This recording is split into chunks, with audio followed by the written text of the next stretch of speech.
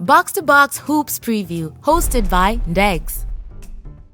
20th place in my ranking is the Portland Trail Blazers. This team is currently undergoing a lot right now. If you haven't seen it, just Google Blazers head coach and everything will come up.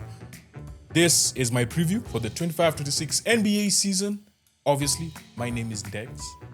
Thank you so much for joining me. Before we start, guys, we have been nominated for the TikTok Awards Top Sports Content Creator for the third time in a row. And it's up to you guys to help us win this award. We need to bring it home. It's about time. And I'm doing this recap. Obviously, I did the rankings before the season started, but I've started shooting just after the season has started. It's currently the end of week 1. And the Blazers are 3-2, have a 3-2 record.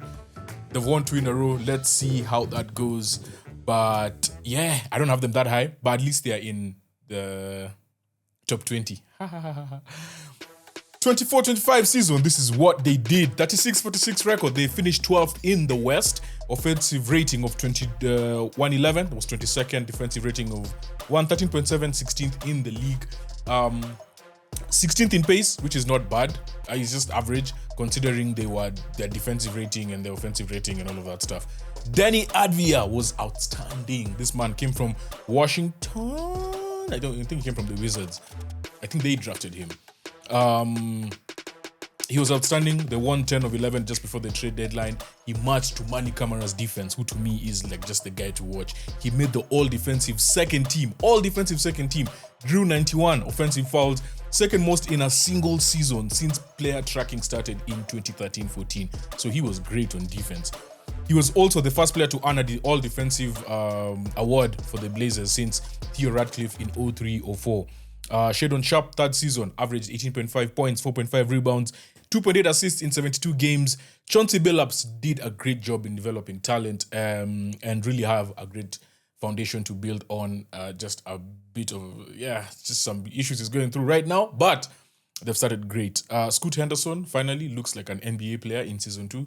His rookie campaign was not great. With that being said, they did a couple of moves. Not a couple, actually, quite a few moves. They traded Anthony Simons to my Boston Celtics for Jrue Holiday. Jrue, you are a legend. Boston legend. You're only there for 2 seasons, but to me, man, that game against the Pacers, I think it was game 3 of the playoffs. Surprise, surprise, Damian Lillard came back from Milwaukee, which is weird because Jrue was actually traded for Lillard to the Bucks. When Lillard went to the Bucks, Jrue came to the Blazers, then the Celtics got him from the Blazers, and now they're back together. Caleb Love, undrafted. Blake Weasley was gotten from the Spurs as a free agent. They then lost DeAndre Ayton to free agency, went off to the Lakers. Anthony Simons, as we mentioned. Delano Banton, who I think also played for the Celtics, went to Dallas. Bryce McGowens signed and traded to New Orleans Pelicans. Justin Minaya, free agent. Jabari Walker, free agent. Jabari Walker has gone to Philly and Justin Minaya to Orlando, but he got waived as well. They drafted Young Hansen, 16th pick. From Guangdong in China. I hope I said that right. He's a center. And they resigned Shaedon Sharpe to 4 years, 90 mil, which I think is a big commitment if you consider they also resigned to Manny Camara. 4 years, 82 mil. That's 172 million they have committed on 2 young players. And those 2 are going to play a big role in this team as we look at the depth chart. So, point guard, Jrue Holiday, the great Jrue Holiday. Shaedon Sharpe, who can basically play point guard, small forward and shooting guard. Danny Avdia, Tumani Camara, Donovan Clingan. That's more or less your starting 5. Caleb Love, Ryan Rupert, Matisse Thybulle, Jeremy Grant, Young Hansen, who is just drafted, coming off the bench. And Scoot Henderson is also covered point guard. I feel like now he doesn't have that pressure of having to be the main man. Like you can learn from Jrue, you know. And he already had a very good sophomore year. So, well, a good enough sophomore year. And then it's just great to have someone in front of him he can learn from in Jrue. Then you have Chris Murray, Blake Weasley, and Time Lord Robert Williams III as cover at center. We also have Duop. Let's not forget about Duop. So yeah, that's basically how the team looks like.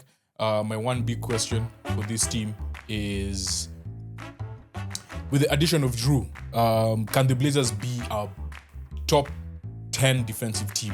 I feel like they have the ingredients. Tumani Kamara, all defensive team.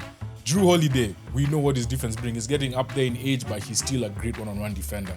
And sometimes it's just about defense is a culture. And when you bring people who know that culture, they can instill and help create that culture. Again, they can pick you up full court. They still have Thybulle. And don't forget, Time Lord, of course, injuries have been a big hindrance to his career. But he was the center in one of the greatest Celtics defensive teams you've ever seen. The team that lost to the Golden State Warriors in 2022, I think, in the finals. Yeah, but we were setting crazy records. Defensively, we were just chasing after it. So I think they have the ingredients. I think they have the ingredients to actually be a great defensive team. My one player to look out for in this team, for me, Tumani Kamara, bro, what you are doing defensively, for me, sometimes just watching people play defense is it's just amazing. It's just beautiful. And he's a culture setter. That's someone you can build around. So Tumani Kamara, one person that you have to watch out for in this Blazers team if you're watching them. 24-second prediction. Let's go. Chauncey is a damn good coach, but yeah, we all know what's happening.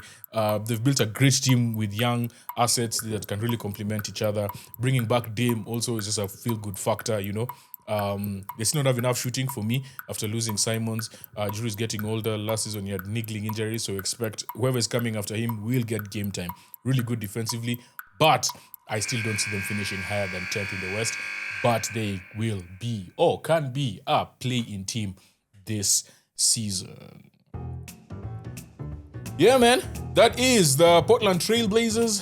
Who do we have next? Yeah. Next up, we are going to... Man, that's going to be too obvious. But what I can tell you is one of their star players was featured in a Kendrick Lamar song recently. Ready for the ultimate slam dunk of content? Don't miss out on any of our NBA previews. Hit subscribe and be the MVP of your basketball knowledge game.